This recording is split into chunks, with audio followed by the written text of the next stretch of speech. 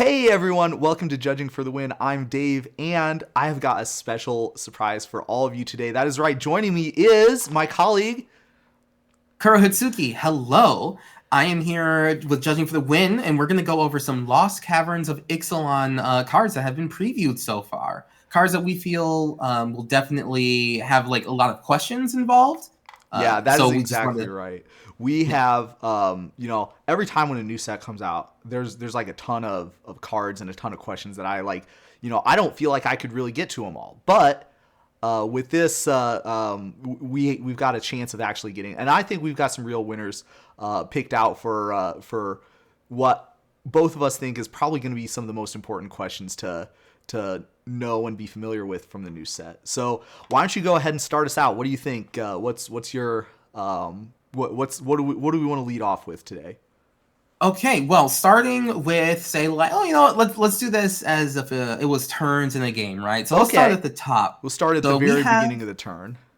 Exactly. So we have the Millennium Calendar, a 1-mana legendary artifact that says whenever you untap one or more permanents during your untap step, put that many time counters on the Millennium Calendar. Pay 2 and tap, double the amount of time counters on the Millennium Calendar.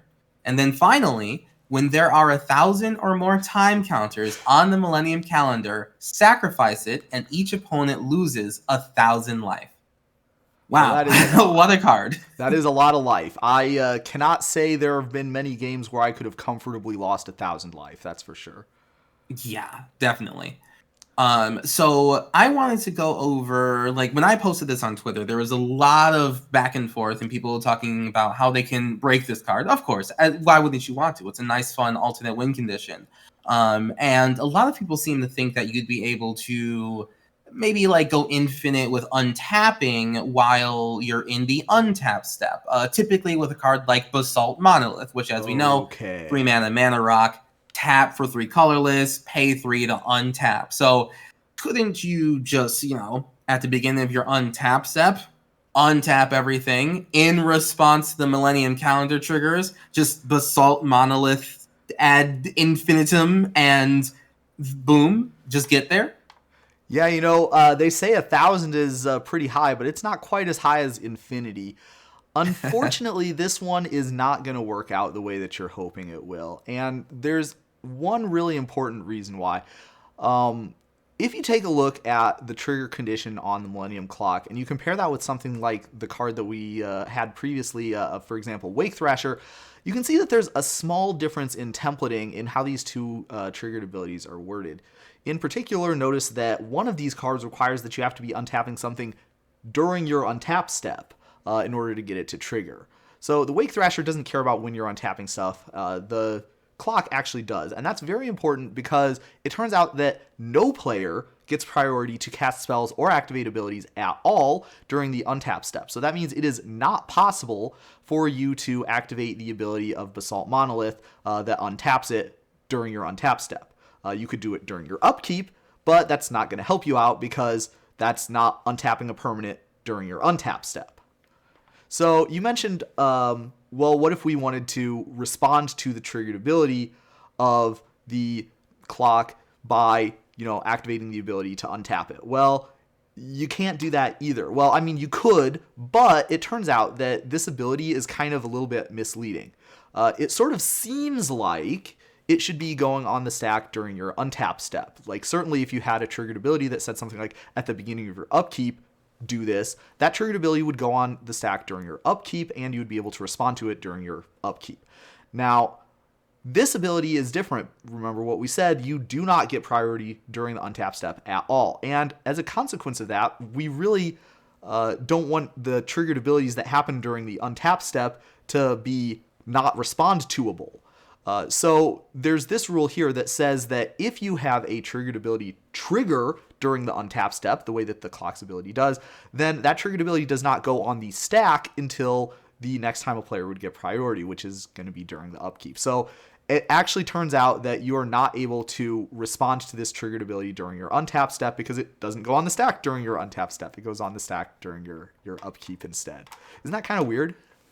That is actually super weird. So, right, there's no priority gain during the untap step, despite, what it might seem. Not at all.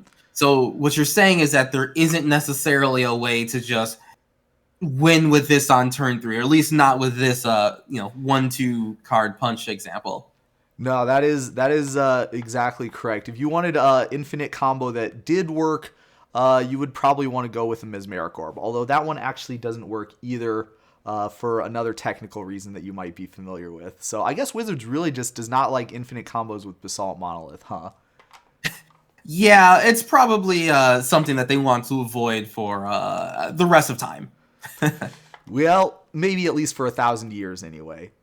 Okay. So let's say that we're out of the beginning phase now, and we're going to go on to our main phase. Now, what do we want to do during the main phase? Well, let's play a land. So let's say that we've got a land like maybe this Coastal Tower that's going to come into play untapped, right? So would we be able to make it come into play untapped via the Spelunking?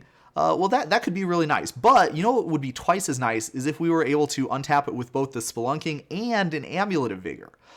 So what do you think? Would it be possible to have the Coastal Tower come into play untapped, tap it for mana, and then untap it again if you had both of those cards in play? Okay, I see what you're saying. So that's kind of similar to kind of like modern Amulet decks, right? Where you have multiple Amulets of Vigor out, and those all stack. That's a lot of mana. Right, yeah. Amulet Vigor, of course, 1 mana artifact says when a land enters the battlefield, or pretty much any permanent enters the battlefield tapped, untap it. That is a triggered ability. While Spelunking over here, and it looks like WotC has learned from its previous actions, Spelunking here is a replacement ability. So Spelunking is 2 and a green enchantment. When Spelunking enters a battlefield, draw a card, then you may put a land from your hands onto the battlefield. If you put a cave into the battlefield this way, gain 4 life, yada yada. But the notable part here is lands you control enter the battlefield untapped. Sure do. So, Amulet of Vigor is looking for a permanent to enter the battlefield tapped in order to untap it. Spelunking is a replacement ability. It is telling you that your lands are coming into play untapped. No matter kind of like what else is going on, Spelunking says your lands enter the battlefield untapped. So therefore, Amulet of Vigor, all 4 of them that you have on the field, don't have the ability to go like, oh, did something enter the battlefield tapped? Well, then untap it, and then you respond to that, and you respond to all 4 of them, and then you tap untap. There's none of that going on. This supersedes all of that. Spelunking says your lands enter the battlefield untapped. So there's not room for this combo with Amulet of Vigor, thankfully.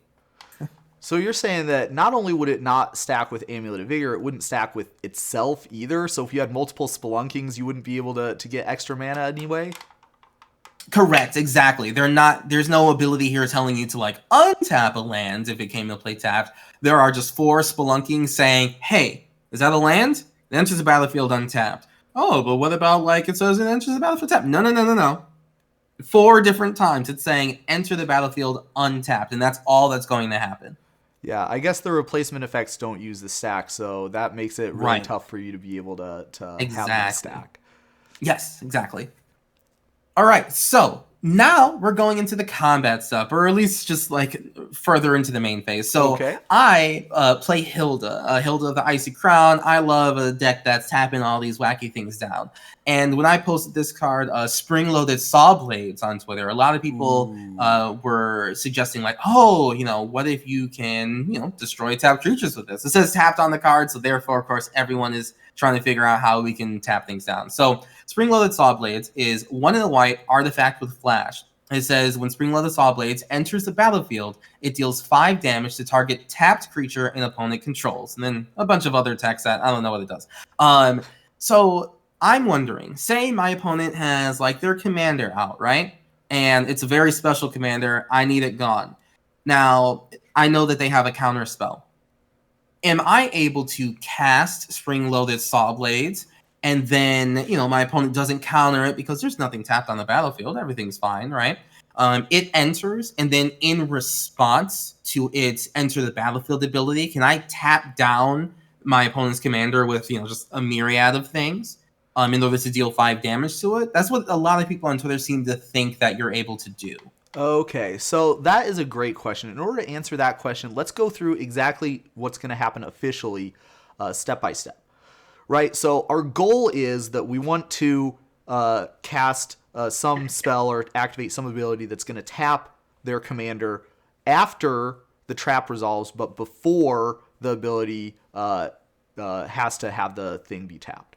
So immediately after this spell resolves, the game is going to perform state-based actions. And of course, there's not going to be any relevant state-based actions in this situation. So it's going to go right on to the next thing that happens, which is triggered abilities. So any triggered abilities that have triggered since the last time that we checked for them are going to be able to be put onto the stack now. And that is a problem because the spot where you have to choose a target is when the triggered ability is going onto the stack. Now, the problem is that this ability says that it targets a tapped creature. So that means that when you are choosing the targets for this triggered ability, you need to choose a tapped creature, a creature that is already tapped. And unfortunately, this spot is before the first time either player would get priority to cast spells or activate abilities. So you would not have an opportunity to do something like that in order to tap a creature of your opponent's before that triggered ability has to choose one that's tapped already. Oh, okay. So what you're saying is like, in order for the Enter the Battlefield ability to go on the stack in the first place, it needs to have a viable counter. You can't just like hold priority in response to this ability going on the stack or kind of something weird like that, right? It's just like when it enters, in order to even be place on the stack to like look for a target in the first place, it needs to have something like legal out there. Yeah, you need to have the target be legal at two specific times. One of them is when the ability is resolving, and the other is when the ability gets put on the stack. Now, unfortunately, in this situation, there isn't a way for you to have the triggered ability go on the stack if the creature that you want to target with it is not tapped at that time. Also, if your opponents don't have any tapped creatures, you just don't have that ability go on the stack at all. Oh. So okay, so if there's no tapped creatures at all, there's like it just doesn't even get to ask the question. It's just already no.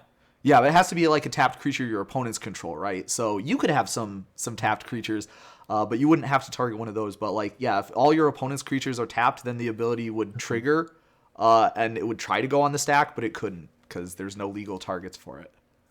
Gotcha. Is there a way that, like, what way could this be worded for this to work out the way that we're looking for? Yeah, great question. There have been some other like cards that are templated a little bit differently. If it said something like destroy target creature if it's tapped, then that would be a little bit different. The thing that describes the target, the phrase that identifies what the target has to be, is only target creature in this case. So you would be able to target any creature whether it was tapped or not. That wording would just make it so the ability doesn't do anything unless the creature is tapped. So if we had a wording like what I just said, then it would be possible to do this trick, and as long as the creature that you wanted to destroy or deal damage to was tapped at the time this ability resolved, then you would be able to get that effect A-okay.